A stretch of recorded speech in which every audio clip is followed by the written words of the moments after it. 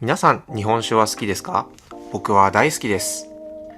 気がつけばもう11月も末、冬はもうすぐそこです。日本酒の美味しい季節がやってきました。ということで、今回紹介しますのは、山形県村山市から幻の日本酒とも謳われる銘柄14代を提供する高木酒造。決して順風満帆ではなかった歴史をたどってきた山形の小さな酒蔵が、いかにして世界最高峰の日本酒を世に送り出すことになったのか、早速見ていきましょう。高木酒造の歴史は古く、創業は今から遡ること約400年前の江戸時代。応仁の乱の際に京都から逃れてきた公家であった高木氏の祖先が、現在の山形県村山市に移り住み、酒造りを始めたことに端を発します。高木酒造のある村山市は山形県中央部に位置し、冬は深々と降り積もる豪雪と零下15度を下回ることもある極寒、夏は盆地であるがゆえに風が通らない灼熱の地域という人間が生活する上ではかなり厳しい環境ですが、その気候は酒造りに適したものであり、山形県内でも古い酒蔵の一つとして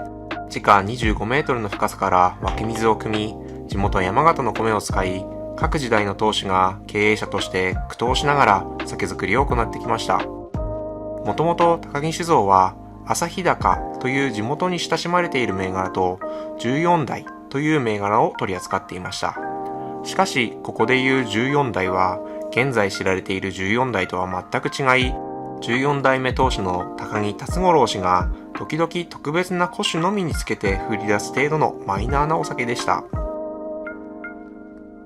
そんな高木酒造に転機が訪れたのは1993年の6月、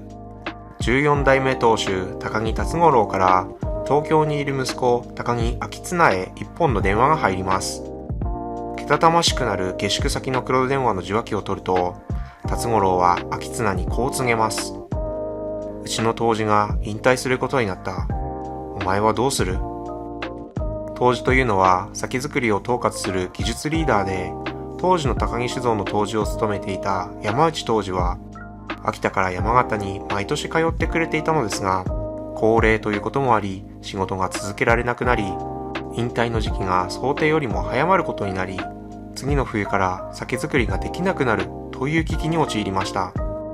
そんな大ピンチの状況で、あえて平静なトーンで語る父の声に複雑な感情が入り混じっているのを昭綱は感じ取っていました。当時の昭綱は東京農業大学醸造学科を卒業後に新宿伊勢丹に就職し、日本酒のバイヤーとして精力的に働いていました。自腹でワイン学校にも通い、銘柄や価格帯別の売れ行きも分析、そして自分で新宿エリアの居酒屋へ配達に行って、どの客層のお店で何が求められているかを見て回りました。その際、飲み屋の店主さんからの、まあちょっと飲んでいきなよというお誘いもしょっちゅうあったようで、会社に戻ると、なんでバイヤーが外したままなんだとお叱りを受けることも多々あったといいます。もちろん父辰五郎は昭綱が東京で情熱を傾けて仕事をしているのを知っていました。だからこそ今すぐにでも実家に帰ってきて一緒に酒造りをしてほしいが、決してそうは言わない。そんな息子を思う父の期待を昭綱はよく分かっていました。昭綱は高木酒造の杜氏として実家に戻ることを決めます。実家に戻った昭綱は早速その年の冬から杜氏としての酒造りを始めます。しかしこれは当時非常に異例なことでした。今でこそ14代の成功に触発され、若い後継者が自ら酒造りに乗り出していますが、1993年当時、蔵元は経営、杜氏は酒造り、この製造と経営を区切る分業制度が確立しており、本来なら昭綱は蔵元を継ぎ、杜氏にはならないのが当たり前だったのです。しかし習慣や伝統にとらわれない父辰五郎は、県議会議員の職務が多忙なため、自分が蔵に入れない分、昭綱をバックアップしたことで、杜氏としての役割を果たすことができたのでした。そしてこの体制が後に14代が生まれる基礎となっていきます。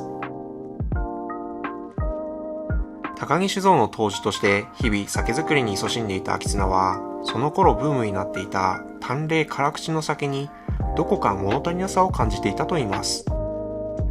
自宅の隣に蔵がある環境で、毎日蒸した米の甘い香りや麹、もろみの匂いに触れながら育った秋綱にとっては、本来の日本酒の味とはもっと芳醇なものでうま口であるべきだと感じていました。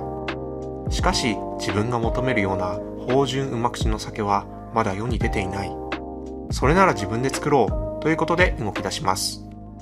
東京農業大学農学部醸造科を卒業していた秋綱は、蔵に入ってから毎晩大学時代の恩師である保坂教授と山形県工業技術センターの小関氏に電話で指導を仰ぎ、翌日に実践するということを来る日も来る日も繰り返します。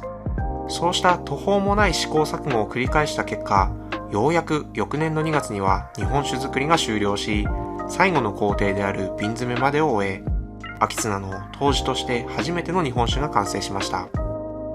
出来上がった日本酒の味わいは辛くはなく、かといってただ甘いだけではない。米と麹の醸し出す旨味と香りを漂わす芳醇なものに仕上がっており、秋綱が常々作りたいと思っていた味が表現されていました。もともと先代辰五郎が特別な古酒にのみつけていた14代という名をこの日本酒につけ、この新酒の名を全国的に轟かせ、日本酒の新時代を作り出すべく野望を持って秋綱は社運をかけた14代をリリースしたのでした。